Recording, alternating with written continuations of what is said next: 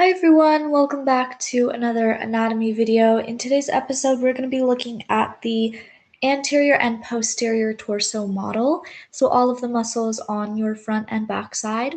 Please like and subscribe for more content in the future. And now we're going to get into the first diagram. So it's just this huge, big muscular system diagram. So we're going to start off by looking at the thoracic/chest region. You can see that you have your pectoralis major over here, that big muscle that is over your chest region is your pectoralis muscle. All right, then we have your intercostal muscles. So the intercostal muscles are actually best seen on this diagram over here slash this model.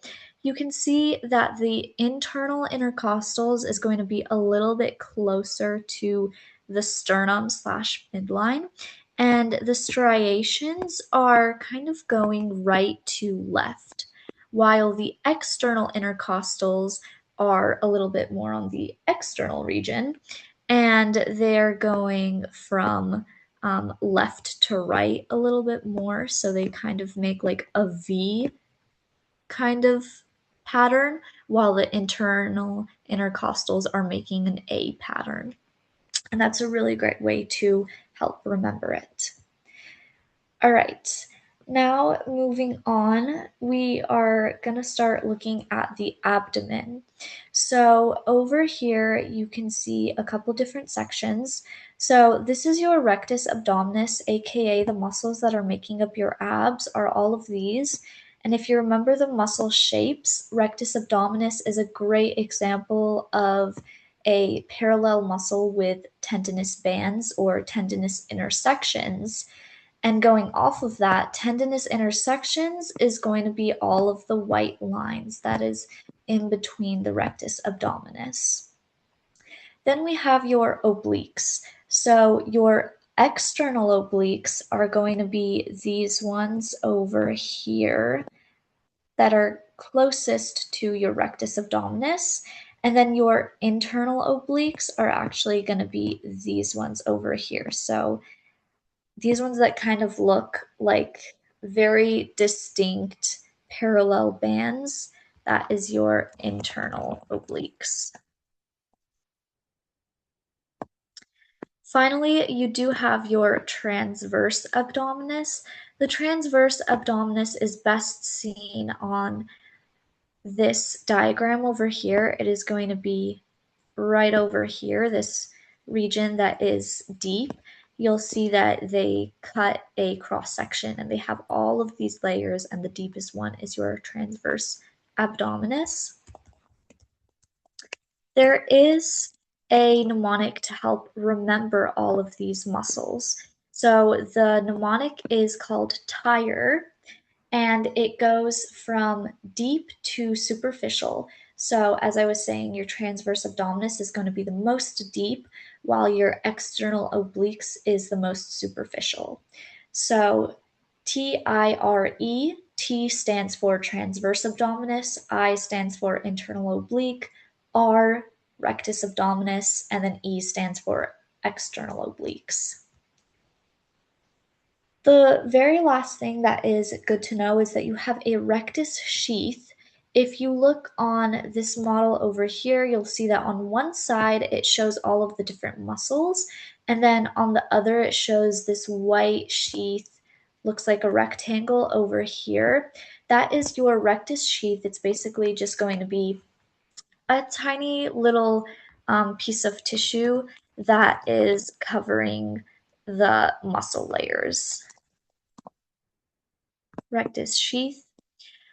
Now, based off of that, you also have a very similar type of structure on your back. You will see this rhombozoid slash diamond shaped white sheath on the model's back. This is known as your lumbodorsal fascia. So, lumbodorsal fascia. Another couple things on the back side is you have your trapezius muscle, which is going to be this one over here. It looks like a triangle. It is your trapezius.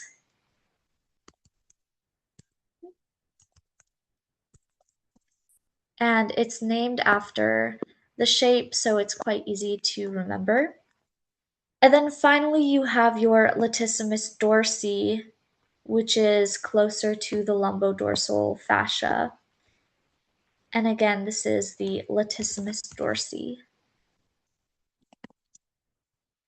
It kind of sounds like a dog breed to me, even though it's definitely not.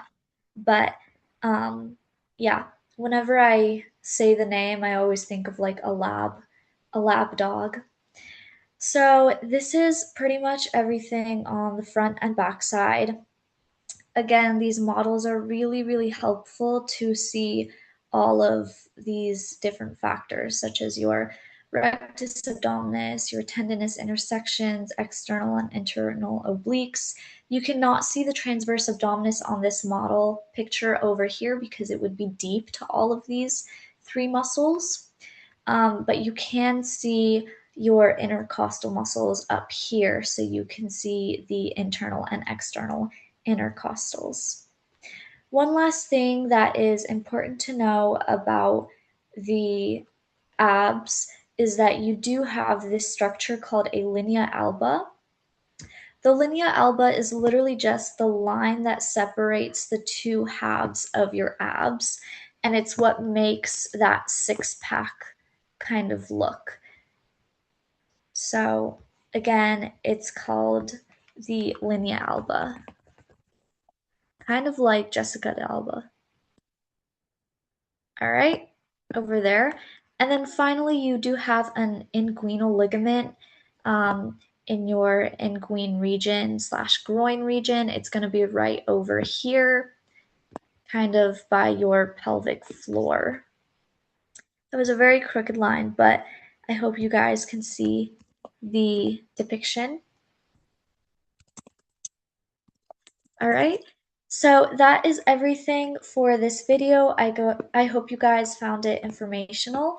I'm also making a more in-depth kind of demonstration about all of the legs and arms as well. Later on, we get a little bit more into the muscles of the scapula. So you have your supraspinatus and infraspinatus muscles and all of those muscles that I will get into later in a separate video. So I hope you guys found this informational. Please like, comment, and subscribe. If you have any questions, put them in the comment section. And if you need some tutoring, then you can also comment as well. Thank you for watching, and I hope you guys have a great day.